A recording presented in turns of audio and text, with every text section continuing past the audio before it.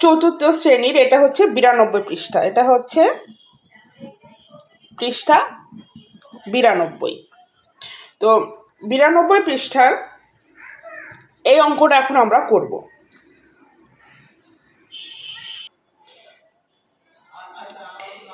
এখন আমরা 2-এর সমতুল ভগ্নাংশ বের করব।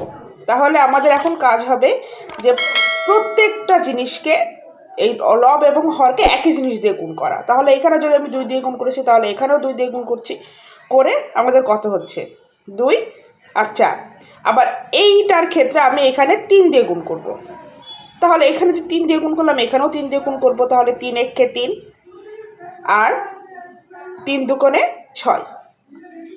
আবার আমি এখানে 4 দিয়ে করব এবার। তাহলে এখানে কি হচ্ছে 4 একে 4 আর 4 দুগুণে 8। এটা হচ্ছে 2 ভাগের 1 ভাগ যে ভগ্নাংশটা আছে তার সমতুল ভগ্নাংশ। এবার হচ্ছে 3 নম্বর খালি ঘর। 3 নম্বর খালি ঘর আমরা এই খালি ঘরগুলো করব। 3 নম্বরে এক নম্বরটা করা আছে, সেটা হচ্ছে যে আমাদের এখানে 2 আর 12। তাহলে এটার মধ্যে কিভাবে বের হয়েছে 6 গুণ করে। যদি এখানে 6 গুণ করতে হয় তাহলে আমি এখানেও 6 গুণ করব। তাহলে এখানে 6 একে 6। এখন আমাকে দেখতে হবে উপরের এই দুইটা লব দুটা দেওয়া আছে, তাহলে লব থেকে হর আমার এই দুটো লবের মধ্যে কি সম্পর্ক। এখানে যদি আমি 2 গুণ করি তাহলে কত হচ্ছে 5 দুগুণে 10। তাহলে আমি এখানেও 2 গুণ করব, তাহলে 6 দুগুণে এখানে হবে 12। এবার এটার ক্ষেত্রে হচ্ছে 3 আর 12। তাহলে এখানে যদি 4 গুণ করি তাহলে 3 4 12। তাহলে এখানেও আমি 4 গুণ করব, তাহলে 4 4 16। এখানে হচ্ছে 8 আর 24। তাহলে এখানে যদি আমি 3 গুণ করি তাহলে 3 আসতে 24। তাহলে এখানেও আমি 3 গুণ করব, তাহলে 3 7 21। এভাবেই সমতুল ভগ্নাংশের খালি ঘর নির্ণয় করা যায়। এটা আমরা শিখলাম গুণ পদ্ধতিতে সমতুল ভগ্নাংশ নির্ণয় করা। এবার আমরা শিখব ভাগের মাধ্যমে। হ্যাঁ, গুণের মাধ্যমে একটা জিনিস চিন্তা করতে হবে যে প্রথম লব থেকে যদি দ্বিতীয় লবটা বড় হয় তাহলে গুণ করতে হবে। প্রথম লব থেকে বা প্রথম হর থেকে যদি দ্বিতীয় হরটা বড় হয় তাহলে গুণ করতে হবে।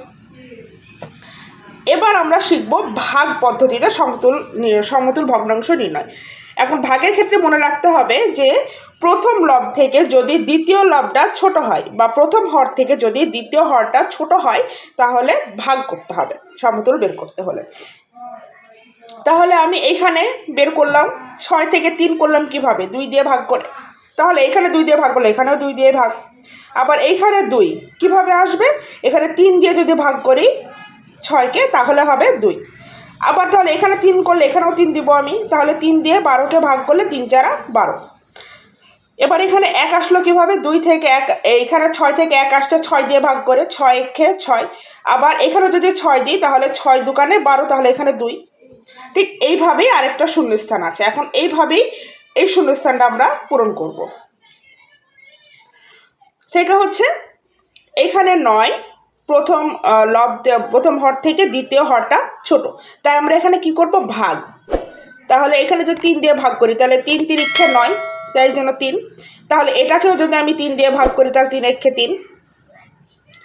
তাহলে এইটার ক্ষেত্রেও এই লবটা বড় আর এই লবটা ছোট, তাহলে এটাকে আমি 2 দিয়ে ভাগ করব। 2 দিয়ে যদি ভাগ করি তাহলে 3 দুগুণে 6। তাহলে একেও আমি 2 দিয়ে ভাগ করব, তাহলে 4 দুগুণে 8।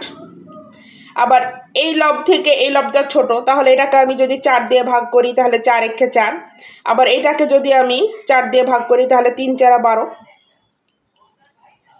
আবার হচ্ছে 8-এর ক্ষেত্রে এই 20 আর 5-এর ক্ষেত্রে কি হবে 20 বড় আর 5 ছোট, তাহলে আমি এখানে ভাগ করব। 4 দিয়ে ভাগ করলে 4 5 20। তাহলে এটাকেও আমি এখন 4 দিয়ে ভাগ করব, তাহলে 4 দুগুণে 8। এটা হবে সমতুল ভগ্নাংশ। তো এইভাবে 2 পদ্ধতিতে সমতুল ভগ্নাংশ বের করা যায়, একটা হচ্ছে গুণ, একটা হচ্ছে ভাগ। গুণেরটা কিভাবে বের করতে হয় আরেকবার বলে দিই যে যদি প্রথম লব বা হর দ্বিতীয় লব বা হর থেকে ছোট হয় তাহলে গুণ করতে হবে, আর যদি বড় হয় তাহলে ভাগ করতে হবে।